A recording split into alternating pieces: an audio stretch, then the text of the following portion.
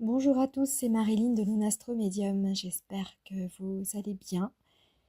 Pour ceux qui me connaissent, vous savez que vous pouvez regarder les transits et puis surtout dans des playlists que j'ai soigneusement organisées pour vous, où vous pourrez trouver toutes les spécificités astrales, médiumniques, etc.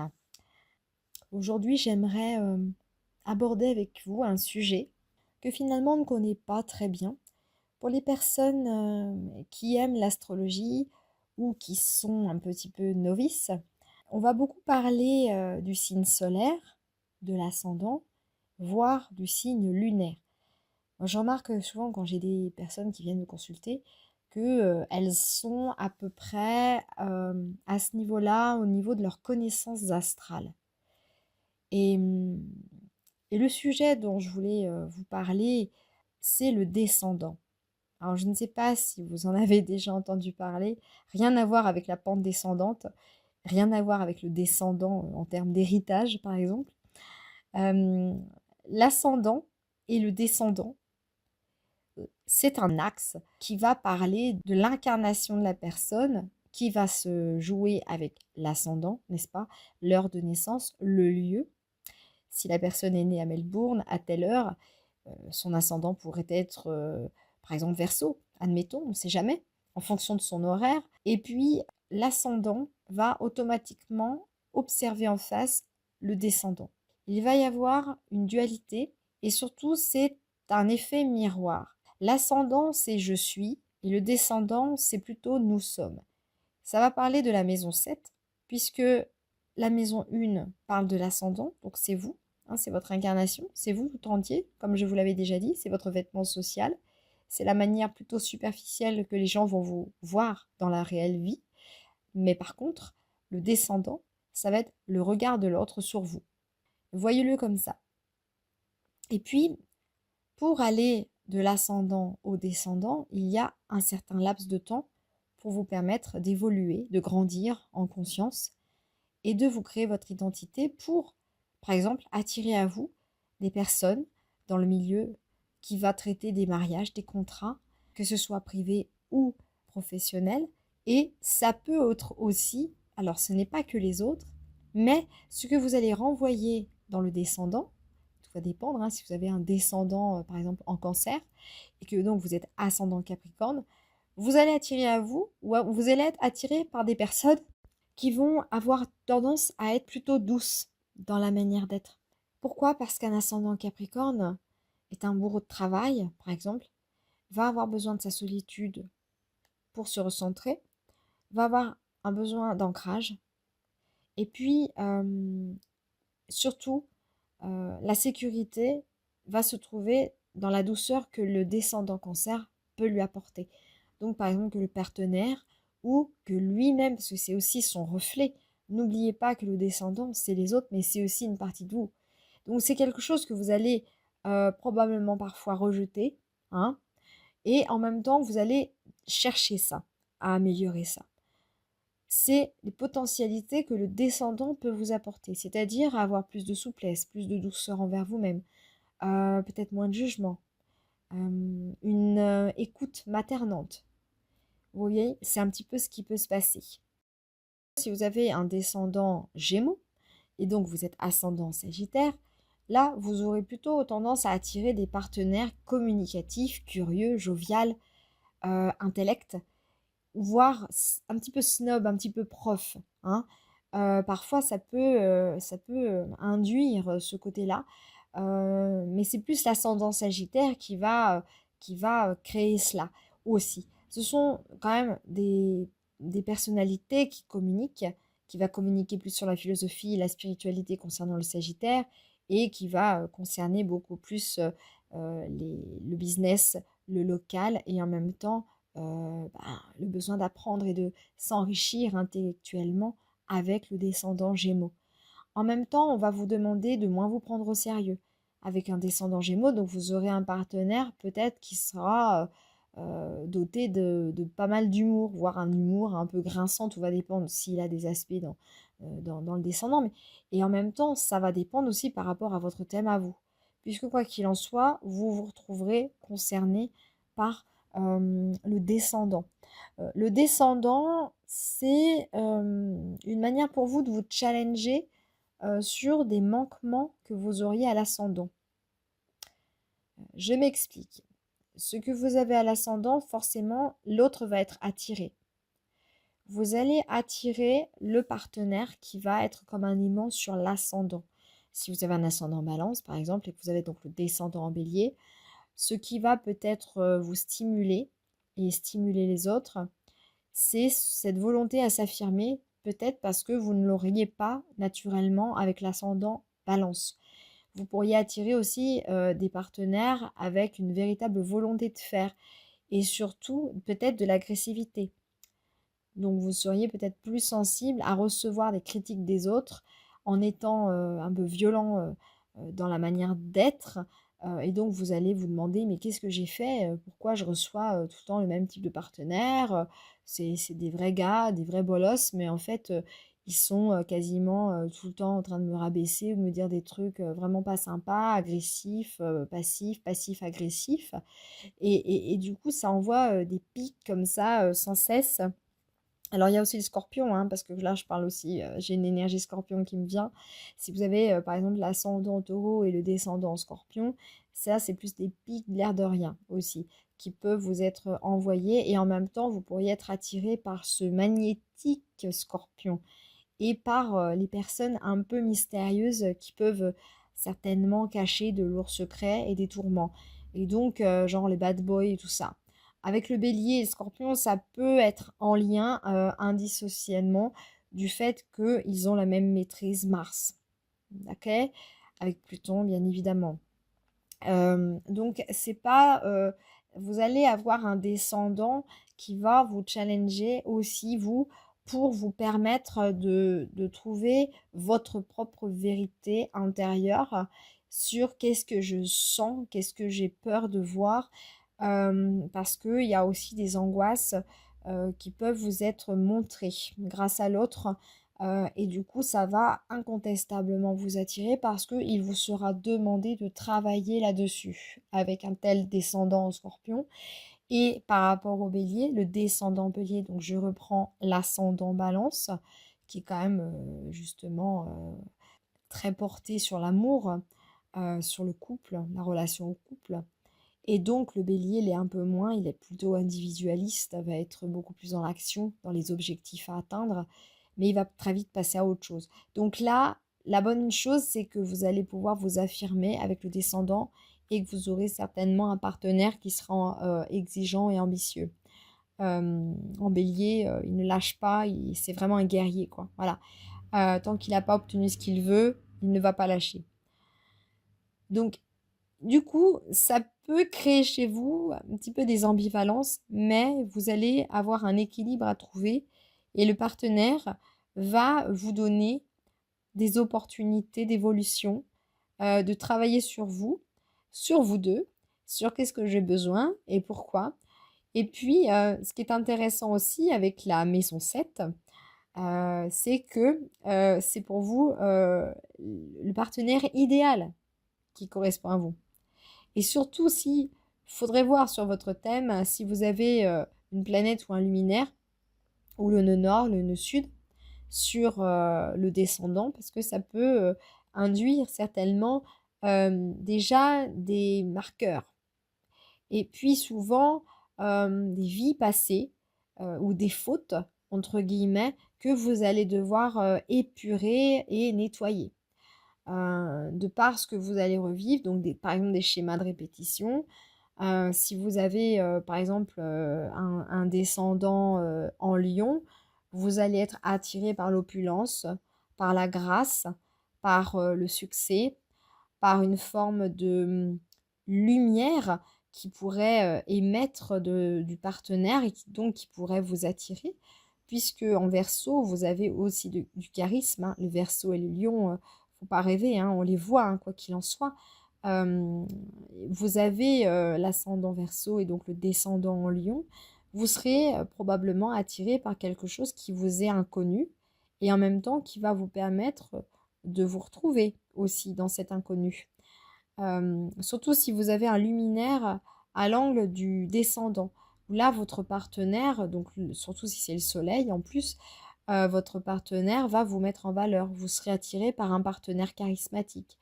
Vous serez attiré par un partenaire qui mise beaucoup sur l'amour, sur la créativité, sur quelque chose qui fait de lui une personne hors norme et singulière. Vous voyez, la dissociation avec cet axe Verseau et Lion, et ça va vous faire du bien à vous. Donc, voilà comment, de manière, on va dire, ludique, que je puisse vous apporter un éclairage sur le descendant en astrologie. Et puis surtout, si vous avez aussi la maîtrise, par exemple, comme je vous ai parlé, hein, admettons, on reste sur le descendant lion, et que le maître du descendant lion, donc maître de l'ascète, c'est le soleil. Et si vous avez un soleil en Sagittaire ou un soleil dans un signe de feu, ça va justement permettre de créer une belle dynamique solaire et passionnée par rapport aux actions à mener pour votre couple et vos travails, vos différents travails, parce que le descendant, c'est aussi des opportunités professionnelles qui peuvent s'offrir à vous. Vous n'êtes pas obligé d'avoir le même travail, la même entreprise et de travailler justement dans cette même entreprise pendant 20 ans. Vous avez aussi des opportunités qui peuvent vous être offertes sur un plateau d'argent parfois, parce qu'il y a la chance aussi qui peut occasionner tout cela. Donc le descendant, c'est très intéressant et on peut vraiment comprendre plein de choses. Pareil, si vous avez un descendant poisson, donc un ascendant vierge, vous pourrez tourner assez facilement vers des personnes et attirer vers des personnes qui sont un peu rêveuses, qui sont idéalistes, empathiques, qui prennent soin des autres, qui sont très ouvertes et qui sont assez poreuses aux vibrations indicibles d'ordre du ressenti. Parce que ça va vraiment se jouer beaucoup plus dans le ressenti. C'est pas évident à exprimer et à définir. C'est comme des remous intérieurs aussi. Vous allez avoir quelqu'un en face de vous qui sera doté d'une grande intuition et vous et la pragmatie de la Vierge, vous allez pouvoir quelque part vous unir pour garantir quelque chose d'efficace et en même temps d'intuitif. Donc c'est aussi mélanger vos deux énergies. C'est ça en fait le mariage aussi qu'on vous propose, c'est de s'unir pour quelque part chez vous créer cet équilibre-là des deux énergies, des deux pôles, hein, des deux polarités, pour que vous puissiez vous développer humainement et être peut-être dans le service, certes, peut-être un peu moins dans le jugement, la caricature du perfectionnement. Et donc en poisson, vous allez parfois avoir des moments peut-être de brouillard, de nébulosité, mais ça va à un moment donné dans votre relation à l'autre vous ouvrir vers de nouvelles perspectives, vers de hautes potentialités spirituelles, voire mystiques, de quelque chose que vous allez vivre. Et parfois, ça va peut-être passer par des épreuves, mais ensemble, vous irez peut-être loin.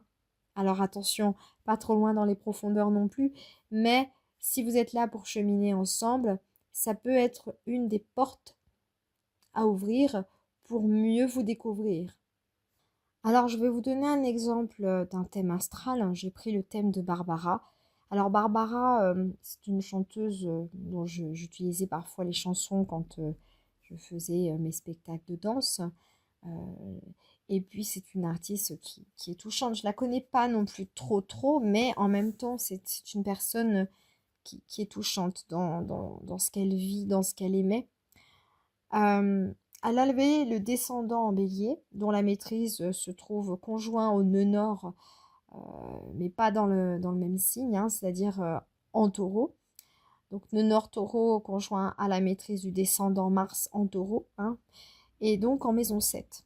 Voilà, donc déjà, on peut voir que son descendant, évidemment, fait face à l'ascendant balance, hein, n'est-ce pas? Mais que sous la maîtrise vénusienne de cette maîtrise martienne, On voit bien que c'est l'art qui l'a emporté dans ses tourments amoureux. Elle chantait des chansons d'amour, elle était reconnaissante, c'était une femme profondément seule. Un descendant bélier, c'est vrai que ça peut parfois créer aussi une solitude. Et puis de la violence avec les hommes, hein. Les hommes qui sont pas toujours très délicats, des hommes qui sont un peu brutasses. Et puis le fait que, par exemple, qu'on ait un angle, par exemple, conjoint au nœud lunaire ou conjoint à la maîtrise de celui-ci, ça apporte une coloration aussi différente. Même si c'est pas dans le même signe, ça apporte tout de même une coloration. Et il ne faut pas oublier que l'ascendant et le descendant, ce sont des points cardinaux. D'accord? Ça n'a rien à voir avec une planète ou quoi que ce soit. Mais quoi qu'il en soit, ces points-là, comme le milieu du ciel ou le fond du ciel, appelé le nadir, sont tout aussi importants dans la vie d'un consultant ou d'une consultante. Et donc, cette maîtrise-là, Mars en maison 7 en taureau, bon, bah, elle est plutôt en exil, hein, donc on voit bien que c'est une planète qui se trouve frustrée aussi de par ses relations qui sont un petit peu, on va dire, vaines, puisque on voit bien que Mars s'oppose au nœud sud, hein. Donc ce qui avait été fait était fait. Je crois qu'elle n'a pas vraiment eu de partenaire fixe, hein. Je me demande si je crois qu'elle n'a pas eu d'enfant d'ailleurs, hein. Donc la construction chez elle, le descendant se fait en bélier, la maîtrise se trouve en taureau, conjoint au nœud nord. Elle a créé finalement quelque chose de beau avec le chant, hein. N'oubliez pas que le taureau est un signe vénusien qui parle de la voix, qui parle de la gorge, du larynx, des cordes vocales, donc de l'expression orale. Et en maison 7, on est dans le domaine artistique aussi. N'oubliez pas qu'il est quand même sous la coupe de la balance, hein. Et surtout, septième signe du zodiaque, c'est quand même la balance, et maison 7, c'est le partenariat. Et donc, ce nœud nord, c'est le destin de cette femme qui a mis à contribution toute une énergie vénusienne à faire parler de ses maux, de ses traumatismes. N'oubliez pas, hein, l'aigle noir, entre autres, ma plus belle histoire d'amour, c'est vous, la chanson qu'elle chante dit quand reviendras-tu, tout ça. C'est vrai que ça parle, ça évoque un hommage et une attente d'une personne qui ne viendra jamais. Donc il y a derrière, entre l'inceste et entre l'hommage au public qu'elle rend gracieusement, plus cette belle chanson d'amour qui évoque quelque part l'attente d'une personne aimée, on sent qu'il y a une passion chez elle qui demeure. Et donc, elle l'exprime de la plus belle manière. Quoi que de mieux de le faire en chanson, finalement. Voilà pour Barbara, ce que je peux dire éventuellement pour le descendant. Alors, bien sûr, attendez, hein, c'est pas parce que vous êtes ascendant balance et que vous avez le descendant en bélier que vous allez avoir le même type de partenaire que Barbara ou une autre personne qui aura le descendant en bélier. Je vous rassure, chaque thème correspond à un individu en général, et que quoi qu'il en soit, vous êtes là aussi pour jouer votre partition céleste.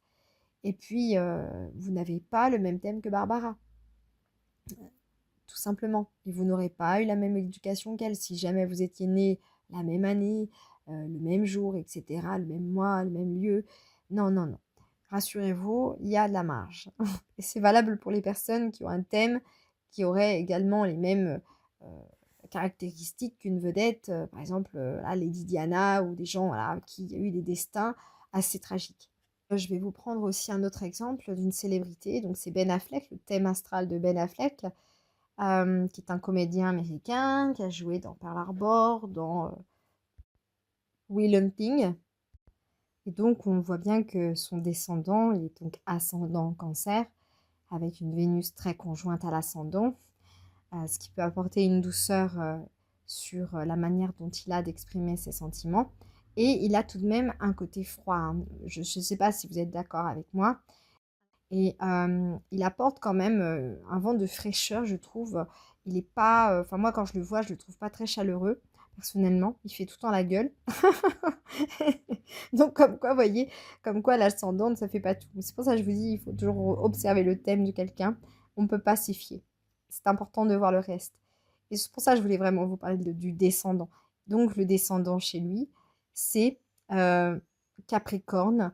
Donc un vrai bourreau de travail, un homme qui est, je pense, sérieux dans son travail, qui garantit la longévité du succès, hein, entre autres. Et puis, c'est drôle, hein, décidément, il a aussi le nœud nord dans la maison 7. Donc, c'est vraiment pas fait exprès. J'ai vraiment pris au hasard de ce que je ressentais pour le faire. Et figurez-vous que sa compagne, Jennifer Lopez, donc j'ai regardé le thème, hein, aussi en même temps, euh, a le fond du ciel sur le descendant. Donc, c'est quand même assez drôle. Et surtout, bah, son descendant à elle est en bélier aussi. Et certainement marque un carré à l'ascendant, au descendant. En tout cas, ce qui est important, ne nous éparpillons pas. Le descendant de Ben Affleck se trouve en Capricorne et donc se situe dans un signe qui traite vraiment de la solitude, des profondes angoisses qu'il n'exprime peut-être pas si facilement. Et puis parfois, on sent l'éloignement, on sent la solitude de l'ermite. Probablement l'habiter et en même temps dans sa relation, on peut être dans une relation de couple et se sentir plus seul que si nous étions seuls réellement, hein. Ça peut arriver ça aussi. Donc je parle de Ben Affleck et en même temps d'une manière simple, la relation qu'il a évidemment avec Jennifer Lopez qu'on ne présente plus. Donc finalement, les deux points communs qu'ils ont, c'est juste le fait que ce soit des signes cardinaux, donc des signes du changement, en fait, du démarrage, excusez-moi, du démarrage de quelque chose, hein, par rapport aux saisons. N'oubliez pas que l'astrologie se base sur les saisons et qu'il y a d'un côté le feu pour l'une et de l'autre la terre. Donc ensemble, c'est compliqué. Il peut y avoir des tensions. Mais quoi qu'il en soit, vous observez bien que le descendant, c'est aussi une marque de fabrique de la personne, de ce qu'elle va émettre. Voilà. On peut sentir même, rien qu'en les observant tous les deux, dans le quotidien, dans la rue, nous ne vivons pas avec, mais c'est un couple qui, je trouve, qui ne respire peut-être pas forcément la joie de vivre. Et ça peut se ressentir dans leurs descendants respectifs. Vous avez l'un ou l'autre qui peut avoir des crises de colère et une autre partie du couple où on sent que la communication est vaine. On sent que c'est un petit peu compliqué d'exprimer. D'ailleurs, vous remarquerez quand même que la maîtrise du descendant de Ben Affleck se trouve dans la 12 de Gémeaux. La maison 12, c'est quand même tout ce qui est intérieur, tout ce qui est monde du rêve, le monde des mirages. On a du mal à exprimer. La maison 12, c'est un petit peu la maison secrète, hein, finalement, de la psyché secrète. Des choses qu'on ne va pas vraiment véritablement exprimer aussi clairement que de l'eau de roche, que lorsque vous avez par exemple la maîtrise du descendant qui se trouverait en maison 3, hein, ou en maison 1, admettons.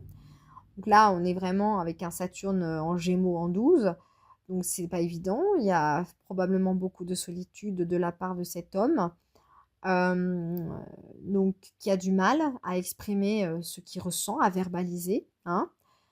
Parce que Saturne, quelque part dans le couple, a tendance à réfréner un peu les mots, hein. Donc il pourrait avoir du mal à trouver son espace pour ça. Peut-être qu'il est très secret aussi, que ça le regarde. Mais en tout cas, c'est important aussi de voir la maîtrise de là où le descendant peut se trouver, comment vous pouvez arriver à vivre votre relation, que ce soit dans le travail, que ce soit dans le couple, dans votre mariage, parce que s'il y a mariage, eh bien, il est important quand même de pouvoir exprimer tout cela avec la plus grande sincérité, n'est-ce pas? Par contre, si je regarde le thème astral de sa compagne, Jennifer Lopez, bah déjà, elle a un carré fermé, hein, même un sacré gros carré fermé. Elle a quand même un cerf-volant assez impressionnant aussi. Elle a le diamant, enfin, c'est une femme qui a de la chance, c'est sûr. Mais c'est une femme qui a quand même du feu, hein. Elle est lion, hein, faut pas l'oublier ça, hein. Elle est lion, elle a un Mercure en lion. Elle a le Mars, donc maîtrise du descendant. Nous revenons sur le descendant qui se trouve en Sagittaire. Donc, c'est très intéressant. Et puis, elle a une lune surtout qui va bientôt rentrer dans le Sagittaire à 29 degrés. Et ça, c'est intéressant parce que on quitte le Scorpion. Elle est très magnétique, hein, vous reverrez, hein, si vous regardez Jennifer Lopez, hein, pour ceux qui éventuellement qui l'auraient oublié. Elle a quand même un truc, elle doit être très très très très fine en termes de ressenti, en termes d'inspiration. Limite, elle serait un peu médium, je serais même pas surprise, hein. Vraiment, la configuration conjointe euh, Lune-Neptune, c'est d'autant plus intéressant. Bref, nous revoilà sur le descendant. Il ne faut pas s'éparpiller, n'est-ce pas? Mais je suis tellement passionnée par ce que je fais que des fois, pouf, ça va loin. Mais quoi qu'il en soit, c'est intéressant de le savoir parce que le descendant va vous apporter ce que vous ne voyez pas en vous et ce que les autres vont vous permettre de voir en vous. Alors, il y a des choses sympas, il y a des choses un peu moins sympas. Donc Jennifer Lopez, elle doit avoir un sacré tempérament. Elle doit être peut-être emprunt aux colères, à de nombreuses colères. Un petit côté un peu cyclotimique. Hein. Faut pas oublier non plus qu'elle a quand même une bonne partie des lunes noires qui se trouvent en cancer. Et donc ça fait forcément carré au descendant, tout ça. Donc ça forcément, ça travaille aussi sur le plan familial et relationnel.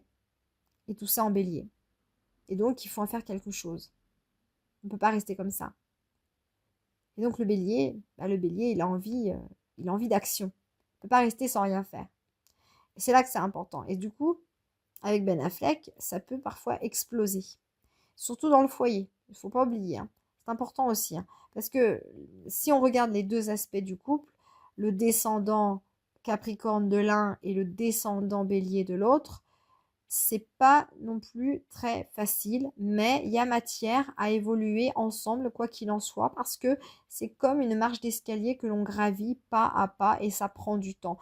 Et donc, forcément, bah, avec un tel descendant Capricorne et un autre descendant Bélier, forcément, ça va créer des injonctions dans le couple, des conflits et surtout des divergences qui peuvent soit réunir, voire, quand ça se passe mal, séparer. Parce que parfois dans les épreuves, on peut se reconstruire ensemble et on peut se rapprocher d'autant plus que lorsque l'on vit des épreuves, ça peut créer une complicité et un renforcement du couple. Or ici, euh, je vois que ce couple-là, bah, finalement, même si la longévité était présente, ils ont divorcé. Ils ont divorcé. Pourquoi? Parce que l'un voulait être plus sous les projecteurs d'un point de vue privé. Hein, n'oubliez pas que le descendant, ça concerne quand même les aspects couple, le partenariat, les mariages. Et donc forcément, il y en avait un avec un descendant Capricorne qui souhaitant plus de, on va dire, de réserve sur le plan privé et donc moins de fanfaronnage. Mais encore une fois, ce n'est pas parce que vous allez avoir un carré que tout est foutu. Ça va dépendre de votre évolution personnelle, de votre évolution d'âme et tout ce qui va avec. Et du coup, quand on voit ces gens-là, on sent quand même que ce qu'ils peuvent projeter sur les autres, ce que les autres peuvent projeter sur eux, donc l'ascendant, hein, entre autres, ça peut être très impressionnant. On peut avoir du mal à aller à cerner véritablement ce qu'ils pensent, tellement qu'ils ont une force de caractère, une force de volonté extrême tous les deux. C'est ça qui peut les relier à tous les deux. Et je vous rappelle aussi pour terminer, c'est pas parce que à un moment donné vous allez avoir un descendant mal aspecté avec votre partenaire ou le soleil de votre partenaire ou la lune de votre partenaire que tout est foutu. Ça va au contraire vous demander de challenger ces énergies-là, de les conscientiser, de les travailler. Vous allez pouvoir vivre votre partition céleste. Ça va donner le là avec l'ascendant et le descendant va donner la suite. C'est ce qui va créer votre harmonisation musicale. Et donc, bah, à vous de voir si la mélodie va être jolie ou si ça va grincer. Bien sûr qu'à un moment donné, ça va peut-être grincer, mais c'est pas grave, on recommence. Voilà, on peut chuter 1001 fois, mais le but, c'est juste d'être ensemble et de sentir si c'est OK ou pas. Et puis l'avantage, c'est que vous pouvez avoir plusieurs personnes euh, qui peuvent venir à vous, qui peuvent vous faire travailler, que ce soit un ami, un conjoint. Les autres, c'est aussi le travail. Alors, je rectifie aussi parce que quand je dis le travail, le fait que cette maison 7 puisse concerner les contrats en tout genre, les contrats personnels, contrats de mariage, le contrat aussi que l'on se donne avec son compagnon, sa compagne, quand on a des projets de vie sérieux. Là, moi, je parle par rapport au travail, c'est-à-dire de créer un partenariat et donc un engagement. C'est-à-dire qu'à un moment donné, vous soyez auto-entrepreneur, vous soyez votre propre patron, vous soyez un simple collègue, vous êtes à un moment donné dans votre vie forcé de travailler avec les gens, donc de collaborer. Et pour moi, le descendant, ça évoque aussi la collaboration avec les autres. C'est obligé puisqu'à un moment donné, il va y avoir des interactions sociales, partenariales. Le travail, c'est plus le milieu du ciel. Donc, les interactions vont se faire sur la carrière, beaucoup plus sur l'échelon social, la manière dont on va vous voir au niveau professionnel, au niveau de vos ambitions professionnelles. C'est le milieu du ciel, c'est votre destinée, quoi qu'il en soit. La manière dont vous allez gravir les échelons aussi, comment vous allez vous réaliser et le temps que ça va prendre, plus ou moins. Donc, ne pas confondre, mais quoi qu'il en soit, il y a quasiment, presque souvent, un lien qui fait qu'il y a une base qui vient de l'ascendant, où on se construit, et pour aller ensuite vers le descendant, ça va être le regard de l'autre, l'effet miroir, et ça va se passer aussi bien dans la sphère privée que dans la sphère professionnelle. Et si vous voulez vous associer, prenez bien garde aussi à bien remarquer comment est aspecté votre descendant. S'il y a un luminaire, si vous avez le nœud nord, si vous avez le nœud sud, si vous avez un Saturne, surtout si vous avez une maîtrise sur l'ascendant, une maîtrise sur le soleil, une maîtrise sur un amas planétaire, qui pourrait être intéressant pour vous à voir. Et donc, ça va vous renvoyer une image. Vous allez forcément attirer certaines personnes à vous parce qu'ils seront attirés par l'ascendant. Et en même temps, votre descendant, c'est vous de comment vous allez vous exprimer avec les autres. Est-ce que vous serez spontanée, audacieuse avec un descendant bélier? Est-ce que vous serez plutôt rêveuse et empathique avec un descendant poisson? Avec l'autre? Est-ce que vous serez plutôt dans l'envie de perfectionner quelque chose, d'avoir des tâches à exécuter et à peaufiner avec un descendant vierge? Est-ce qu'au contraire, vous aurez envie de déterrer des secrets, envie de travailler sur vos pulsions intérieures qui vous rendent malade avec un descendant en scorpion? Est-ce que vous serez épris d'aventure, épris d'apprendre par exemple une nouvelle langue sur laquelle vous allez avoir un coup de foudre, par exemple d'apprendre l'italien, d'apprendre l'arabe avec un descendant sagittaire? Parce qu'il y a quelqu'un qui vous a induit inconsciemment dans votre corps, dans votre esprit, quelque chose qui vous a immédiatement attiré. Et c'est un peu comme ça que je pourrais imaginer le descendant. Vous voyez? Et puis, parfois, vous pouvez faire un rejet du descendant. Dans les moments de crise avec votre partenaire, admettons, hein, vous pouvez avoir parfois le sentiment de vouloir rejeter ce qu'il raconte. Surtout si vous avez, par exemple, admettons, allez, vous avez un descendant Verseau et que vous avez un ascendant Lion. Bah, parfois, vous allez rejeter ce côté un peu libre, un peu détaché que le Lion n'a pas. Pas du tout. Hein.